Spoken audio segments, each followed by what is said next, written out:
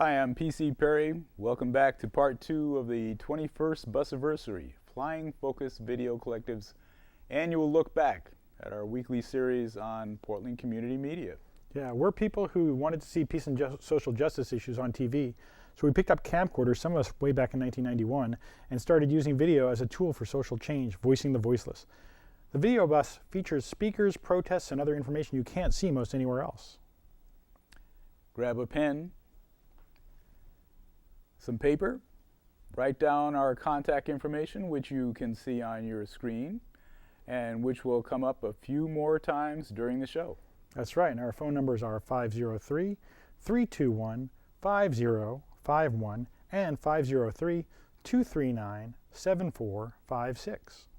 And don't forget, the email is ffvc@flyingfocus.org.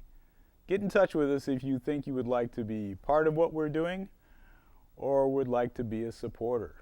Now join us again as producers introduce clips from the shows they made between November 2011 and October 2012.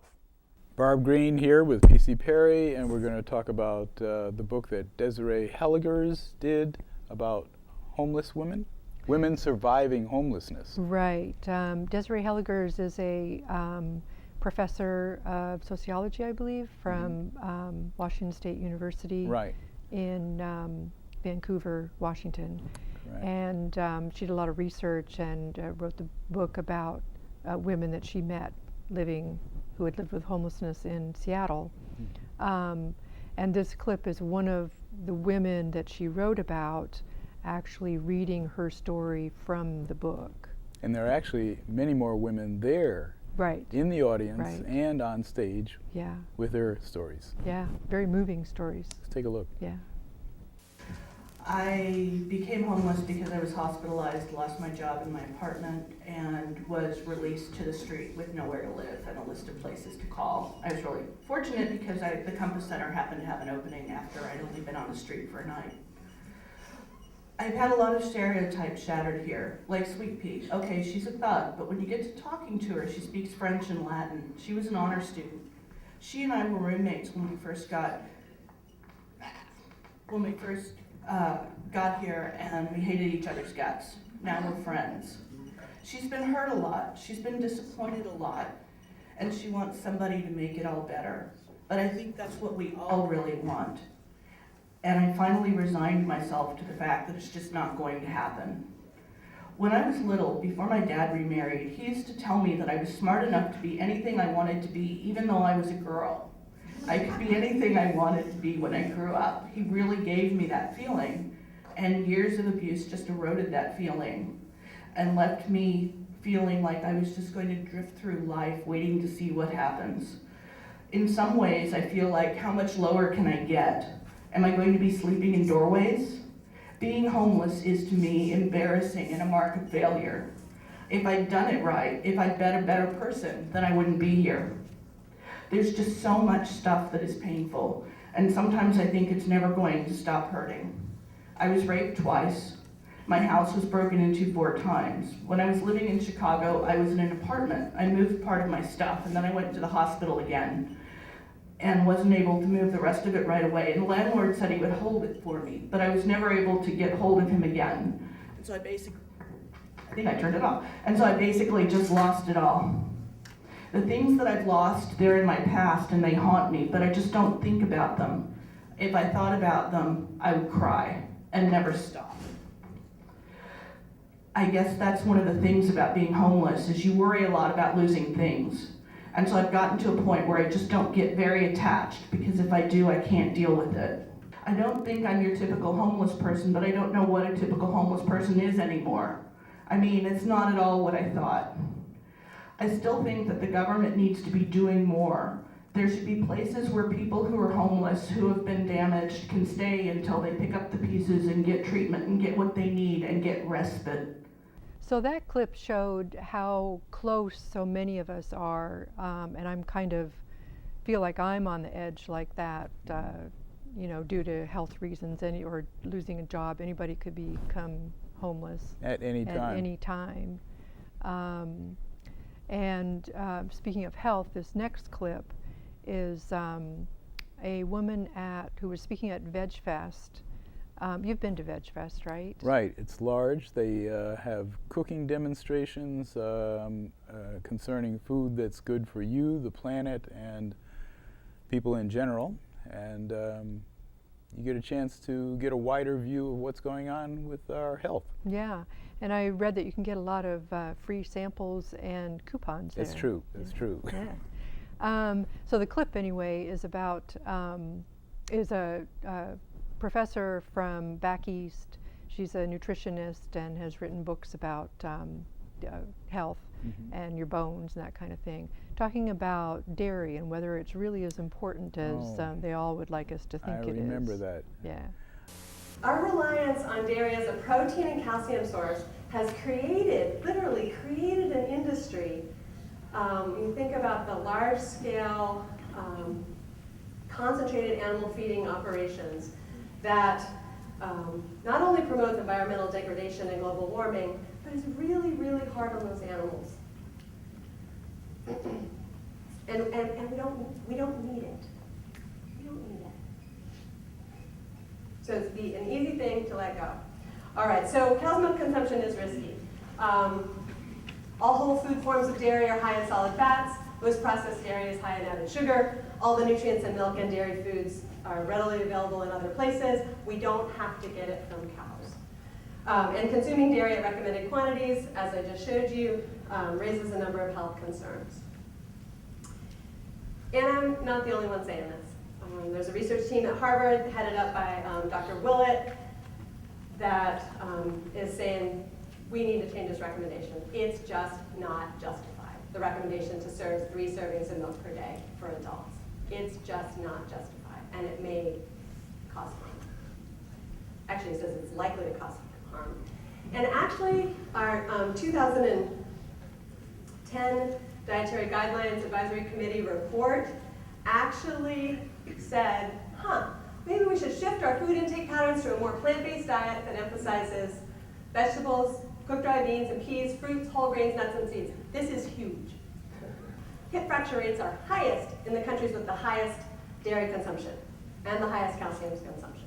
That's opposite of what you would think if pouring this liquid into my body was helping my bones. All right? And in contrast to those studies that show 0.5% or 1/3% increase at one bone site, what we see is, these are ecologic studies, this is looking across populations, so these are associations, but we see that the populations that consume little or no milk have much lower, 50 to 70% lower fracture risk than the countries that are consuming a lot. PC Peri here with Mike Brown, who is producer, editor, camera operator. And what was the last project you worked on? Last project I worked on was Rethinking Psychiatry 2012. It was I produced another show last year of the same Rethinking Psychiatry panel. And it was I guess it was pretty successful. There were people who actually wanted copies of the show, and it's a really interesting setup, interesting show. It really talks about a lot of things I really feel should be talked about a little bit more about psychiatry and things like that. In this show, we had guests like Beth Englander, who helped with disability rights for Oregon, Steve McCrae, and Pamela Butler, who was actually a foster child. And so. It's pretty good. Yeah. So you logged this too, did you not? Yeah.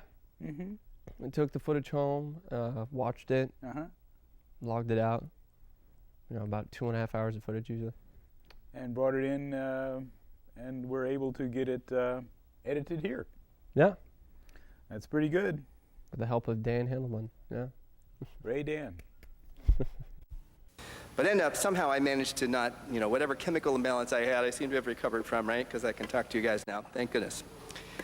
So that kind of drove me into the place of wanting to help other people. And my professional development followed a very strange path. I ended up working at a teen mom's home. At that time, there were no drugs. Nobody was on drugs. It was all psychosocial treatment. And we thought it worked pretty well. As time went along, that was back in about 1986 when I started that. As time moved along, I started to see stimulants, in particular for kids, were getting to be kind of well known, but there really wasn't a whole lot of other drugs. When I went to Metro Crisis, with dealing with a suicide hotline, that was the point where we were having citizen volunteers actually counseling people who had serious mental health problems, and I really observed that that worked really, really well. About 5 years ago, we began working on the issue of how patients in the state mental hospitals are forcibly medicated with antipsychotic medications. And when we first looked at the process as it existed about 5 years ago, we were especially concerned because the element of due process that Jim pointed out in his presentation was really missing from Oregon's system. And we brought this up to the state, and the state seemed to think that we had a point but didn't take any action. But when we did threaten to bring a lawsuit, and actually we're ready to literally walk the lawsuit over to the federal courthouse to file it, the state said, no, stop. And they proceeded to work with us, I have to say, extremely cooperatively. Because when you come into foster care, they really push therapy on you. Something is wrong with you. You came into foster care, there has to be something wrong with you, and they try to find it. And I remember going into therapists when I was little, and they would be like, well, you're never going to be happy until you accept that there's something wrong with you. So if you work with me and accept that something's wrong with you, then we can move forward in your life, and you'll experience happiness. That was a really bad thing to hear when I was like 7 or 8.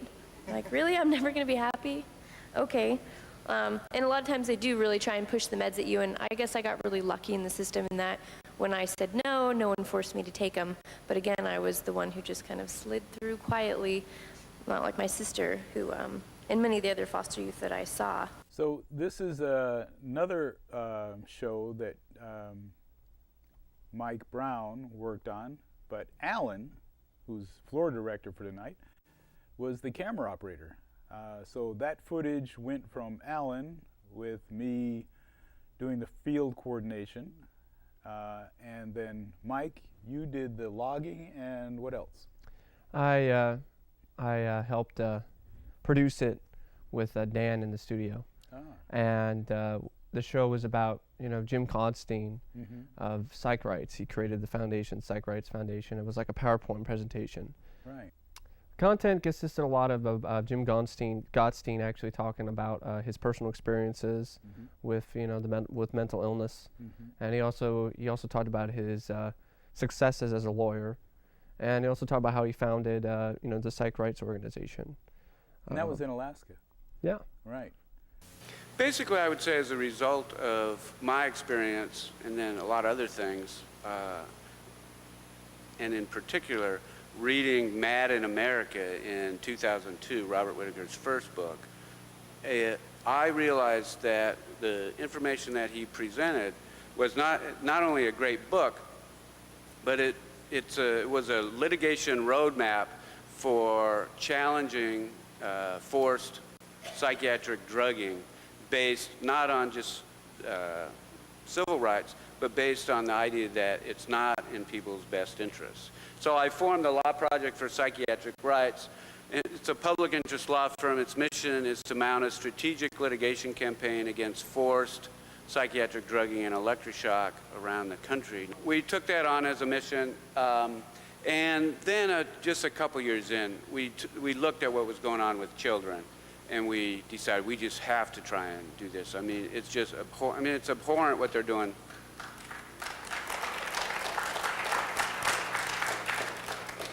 It's abhorrent what they're doing to, adults. It's abhorrent what they're doing to the elderly. I mean, I can't even really come up with adjectives strong enough. But especially with the children and poor children and children in foster care, it's an abomination. So we adopted that as a priority a few years ago. And also, as one of the things is that a lot of people find that having gone through a psychotic experience and come out the other side and recovered is really a positive thing. And I was doing things in my life that you know, were not really that great. And so it forced me to really change some of the things. I realized that I couldn't do it, you know, do everything and other sorts of things. And it's also really come out, and there's a lot of research support for this, but we know it intuitively anyway, that people who have been through the experience really have a lot to offer people in the system now. Having the value of lived experience, peer support, people, when I go to the hospital and talk to people as a lawyer or not as a lawyer, I can go and say, well, you know, I was locked up here, so I know what you're going through. And that really establishes a connection. Hi, I'm Dan Handelman, back again. First, I'm going to tell you about a show I did about foreign affairs, particularly about U.S. policies after 10 years in Afghanistan. The show features a forum put on as part of a day of action in October 2011 that marked that inauspicious anniversary. The panelists were Martin Hart-Landsberg, who's an economics professor at Lewis and Clark College, Veronica Dujan, who's a sociology professor from Portland State University, and Shahed Buttar, the executive director of the Bill of Rights Defense Committee. Each approached the ongoing occupation from different angles: the economic injustice of spending money on war instead of human needs, the damage done by U.S. policy in Iraq, Afghanistan, and around the world, and the effect on civil liberties at home. PC taped this forum at the First Unitarian Church, and I actually had a hand in organizing it with another group I'm with, Peace and Justice Works. The theme of this forum is 10 years in Afghanistan, End the Wars, Bring Our Dollars Home, which I think correctly connects our foreign policy to domestic concerns. I think the theme reflects the fact that we need major changes in our country's foreign, economic, and social policies. What I want to emphasize in my talk is that our current policies are the result of deliberate decisions by economic and political elites, and as such, they are structurally linked, as are the enormous human costs that they have generated. And as a consequence, if we are going to succeed in winning our demands, we must help our movements recognize the commonalities underlying what often seem like separate struggles for peace, jobs, and justice. Our government is waging a highly militarized and destructive foreign policy. It's been actively waging war in Iraq and Afghanistan and has been doing so for some time. Millions of lives have been destroyed in one way or another. We routinely use torture and targeted assassinations against those our government has declared to be our opponents, including American citizens. They have decades of struggle through student groups and unions and civilian organizations. They did not just show up on the streets in the spring. And we need to know that, because we need to remember the sort of work that we do with our Occupy Wall Street movement, the kind of work that we did with the Economic Forum, the kind of work that we do within our unions, the kind of work that we say, no, this is not what we want. That is the foundation that we build on to actually have change in our society. We start at the levels where we live, we influence the levels where we work, and eventually we get a movement that actually can change the society that we live in and have a more positive social investment for the hard-earned resources that we have. Right, the intelligence agencies, it's a similar dynamic here with the budgets in the military context, and the intelligence budget has tripled in the last 10 years, right? And maybe that's not the same growth. I don't have that command over math. I'd have to sit down with a calculator to figure out how the growth rates compare. But it is at least offensive, and I want to suggest to you that it's doubly offensive, because it's not just that your money is being taken away from teachers and healthcare and putting into the intelligence agencies, but the powers created with that money are being used to degrade your rights, right? We are pouring salt on the wound, and I think it's high time that we see the mobilization resisting the growth of the national security state. My last show on war and peace and nuclear issues features Hiroshima survivor Dr. Hideko Snyder, Jean Rule of the National Veterans for Peace, Nobel Peace Prize nominee Kathy Kelly, who heads up Voices for Creative Nonviolence in Chicago, and The Slants, a controversial local Asian American rock band. The full show includes more speakers from the annual Hiroshima Day commemoration organized by Oregon Physicians for Social Responsibility in August 2011. I think it's important to tape the event every year because it provides such a variety of information conveyed in various ways. In addition to the folks I included in these clips, there are musicians, poets, and other speakers, including the winner of a writing prize for students. Keeping things modern, a few of the speakers tied the nuclear bombs dropped in August 1945 to the nuclear accident in Fukushima in March 2011. Kathy Kelly relates the Americans' warfare then to drone use now, and Dr. Snyder pleads for peaceful action. Please honor the gift of life as you are given. We are to share. We are to understand. We are to honor our gift. You are here only one time, and in this moment is all you have. In next moment, let's not trash it. Let's honor it. Please remember this survivor's words. We understand the obstacles to the creation of a nuclear-free world. We understand, to paraphrase Dr. Martin Luther King's famous Beyond Vietnam speech, that the biggest obstacle to a nuclear-free world is our own government. The same government that, after perpetrating the atrocities on the cities of Hiroshima and Nagasaki, continued to this day to practice nuclear diplomacy and continues to use nuclear weapons as the cornerstone of its imperialistic foreign policy. And it was 4:30 in the morning when a United States drone, guided by a pilot in Creech Air Force Base in Nevada, had the instructions kill, and 2 Hellfire missiles blasted into that tiny village home in Mysore in Pakistan, and 3 of the village elders were killed. And I asked the man, can you at all imagine that if people from my country were to come to your village and just wanted to sit down and talk, that they'd be welcomed in? And the man looked at me like I was off my rocker. He said, Madame Kathy, who would be so crazy as to not to want the peace? Yeah, we are definitely for peace here. Was it any of the vets still around? Any of you guys served in the Vietnam War or anything? Many of you did. Yeah, I was born in Saigon. I was born during the war, so I know what you're talking about.